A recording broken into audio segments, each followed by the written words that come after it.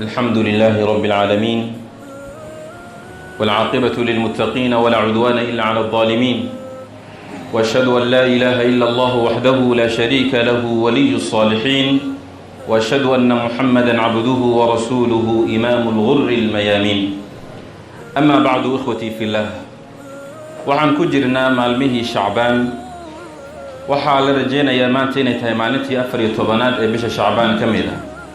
caabana uu noqon doono habeenkii 15aad ama habeenkii bartamaha ee Shacbaan waxaa soo arooray axaadiis fara badan oo turuqdooda ay kala duwan yihiin qaarkooda asaaniidooda dacfi iyo mawduuc lagu tilmaamo xadiiska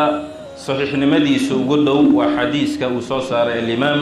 Ibn Majah min xadiisi Abi Musa al-Ash'ari radiyallahu anhu nabigeena sallallahu alayhi wa sallam wuxuu yiri markii la gaaro habeenka bartamaha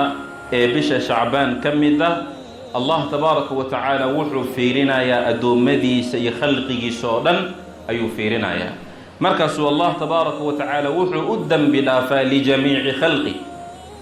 khalqigiisa adoomadiisa oo dhan ayuu u dambi dhaafayaa markii laga soo reebo laba qofood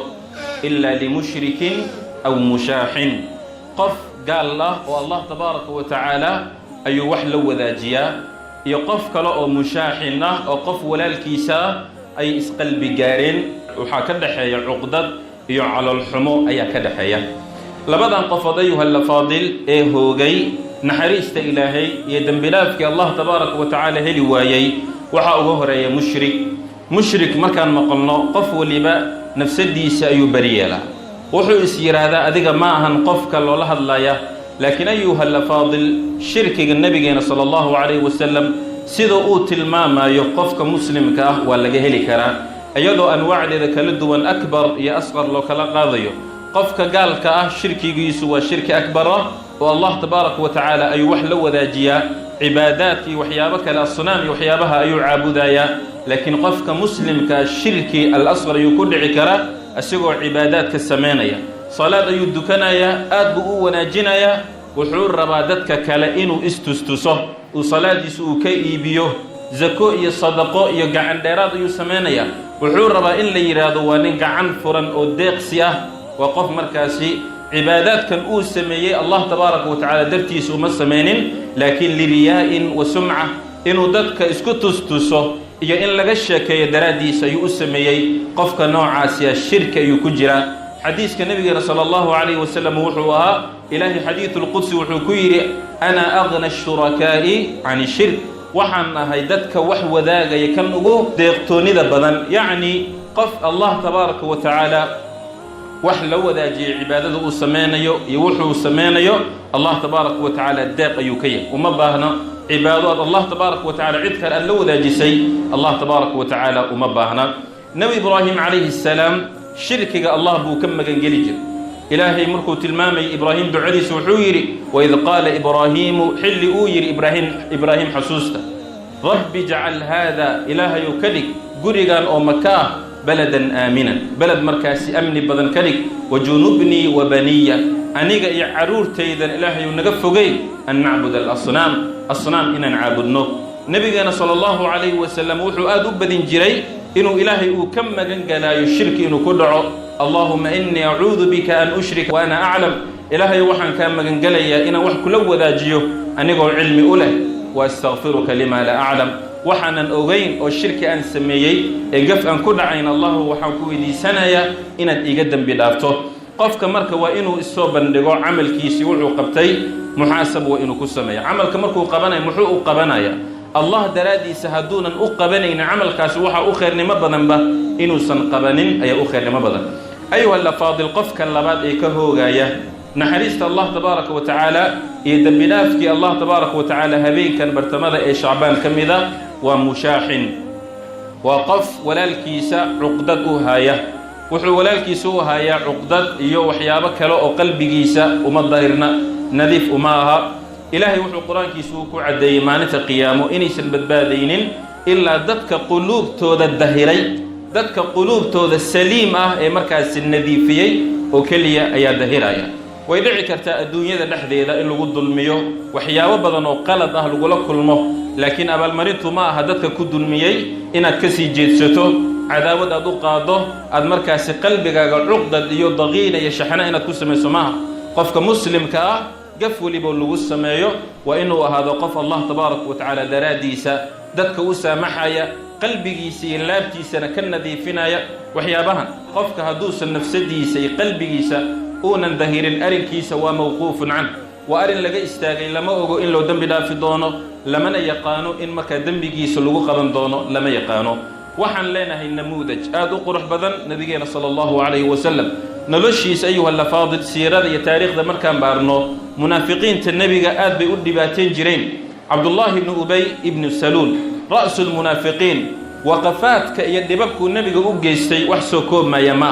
kaliya haddaan ka soo qaadano hal ghazwa inta xaaladu nabigu u geystay ayaa nagu filan ayuha lafaadil ghazwada marisiic la yiraahdo ama markaasi bani al-mustalaq loo yaqaano saddex waqafaad oo dhibaato ah buu Abdullah ibn Ubay ibn Salul u sameeyay waxyaabaha uu sameeyay ayuha lafaadil waxa kamid ahaa inuu nabiga sallallahu alayhi wasallam uu ku tilmaamay al-adal asigana wuxuu isku tilmaamay al-az midka dulliga badan nabiga ayuu ku tilmaamay asigana wuxuu isku tilmaamaya midka sharafta badan iyo hanaanka badan oo maamuuska badan markaas wuxuu yiri markii Madiina loo laabanayay la yukhrijanna al-azz minha al-adalla kan maamuuska badan Madiina wuxuu ka saari doonaa markuu ugu dambeeya kan dulliga badan oo nabigeena sallallahu alayhi wasallam sidoo ula jeedo laakiin Allah tabaaraka wa tacaala hadalkiisa ayuu ku rogay ilaahayna wuxuu difaacay nabigeena sallallahu alayhi wasallam waa tan koobaad tan labaad Abdullah ibn Ubay nabiga markuu saxaabadu uu ka dalbay infaaq fi sabilillah inay sameeyaan oo wax ay bixiyaan wuxuu ku yiri la tunfiqu ala man inda rasulillah hatta yanfaddu ha bixinina dadka nabiga agtiisa jooga waxbaha ku bixinina waxbaha siinina buu diiday laakiin Allah tabaaraka wa tacaala dadkan bixintooda iyo lacagtooda iyo qarashkooda hantidooda wuu ka deeqtoon yahay ilaahay uma baahna walillahi al-izzatu wa li rasulihi wa lil mu'minin arrinka kale uu sameeyay isla dagaalkaasi marisiic ama bani al-mustalaq ayuha al-faadil waana tan ugu weyn aayaad fara badan ay ku soo degtay fi suurati an-nur al-mu'miniin Aisha radiyallahu anha ayuu isku dayay sharafteeda inuu markaas dhulku la galo bal waa sameeyay laakiin Allah tabaaraka wa tacaala ayaa difaacay waxayna ku xanteen nin saxaabi oo markaas karaamad badan oo taqwo badan ay ku xanteen labadooda gogolaaf inay sameeyeen nabigeena sallallahu alayhi wasallam gurigiisa iyo caa'iladiisa waa guri kan ugu sharafta badan ee koonkan ayuu la faadil laga helay maalmo dhowr ah ayaa anikaasi ka soo wareegatay oo suuqa la isla dhaxmarayay Aisha waxay la tumatay hebel ay la tumatay oo waxa ay sameysay ayadana arrinkaasi warba uma haynin sida xadiithul ifkigi dheera ee kutubta markaasi ahadiista ku cad ayuha la faadil laakiin markii ugu dambeysay Allah tabaaraka wa tacaala bara'atu Aisha radiyallahu anha ayad ayuu ka soo dajiyay innal ladina jaa'u bil ifki usbatun minkum la tahsabuhu sharran lakum bal huwa khayrun lakum ahkaam iyo waxyaabo badan ayaa laga dhaxlay sharna idin ma aha maxaa yeelay waxa ka dhaxasheen ahkaam iyo masaa'il diiniya ayad ka dhaxasheen bal nabigeena muxuu sameeyay markuu uu dhintay Abdullah ibn Ubay ibn Salul waxa uu yimid wiilkii Abdullah ibn Ubay asagana waxa la dhihi jiray Abdullah ibn Ubay ibn Salul wuxuu ahaa nin mu'min ah iimaankiisu aad u fiican yahay wuxuu nabiga uu weydiistay qamiiskiisa inuu siiyo si aabihiisa karfan ugu dhigo waliba inuu ku dukado dambi dhaafna uu weydiiyo nabiga qamiiskiisa ayuu siiyay Abdullah ibn Ubay ibn Salul karfan ayaa looga dhigay wuxuu isku dayay inuu ku dul istaago qabrigiisa ku dukado dambi dhaaf uu weydiiyo aayad ayaa ku soo degay istaghfir lahum aw la tastaghfir lahum in tastaghfir lahum 70 maratan falan yaghfir Allah lahum ducadii markii loo diiday nabiga sallallahu alayhi wasallam wuxuu isku dayay qabrigiisa inuu istaago ku dukado markaas la yiri wala tusalli على أحد منهم مات أبدا ولا تقم على قبره إنهم كفروا بالله وبرسوله وماتوا وهم فاسقون أيها الأخوة الأفاضل نبي قو انت سيود دبات الله جيستي هدنا وحو اسكد يا إنو الدعيه ومركا ولي بقميس كيس أيو سينا يا نيكا سيدا سيود واتيي ولا لا قارو حالقا يا بقف يزعلايين مدد حرير سوجري أما ولال كيسيا أما إلما أذيرا أما حرير عائلة ودو كدحية إن مركز وحيابو دو أي لبدو ذا اسكد دقالان لقا يابو انتا سو بلود أما انتا سو السنوات إن يعول النقضان وقلبي قو ذي إسقاره قفو اللي بقفك كلا قوانو كقاتو يرادو هبل اللي ميسو دويو hebel layma soo dhaweeyo oo ma ahan qof aan la heshiin karo wuxuu tilmaamayaa go'aanku uu ka qaatay qofkaasi isagoo qalbigiisa daqiinadaasi iyo uurkaasi sidaas u xun ku muujinayo ayuha al-faadil qofka mu'minka dabeecad uma lahan qalbigiisa ayuha al-faadil waxyaabahaasi xunxun inuu ku hayo xasadnimadaasi iyo xiqdigaasi iyo uurku jireenkaasi inuu ku hayo dabeecad uma lahan qofka mu'minka waa qof markaasi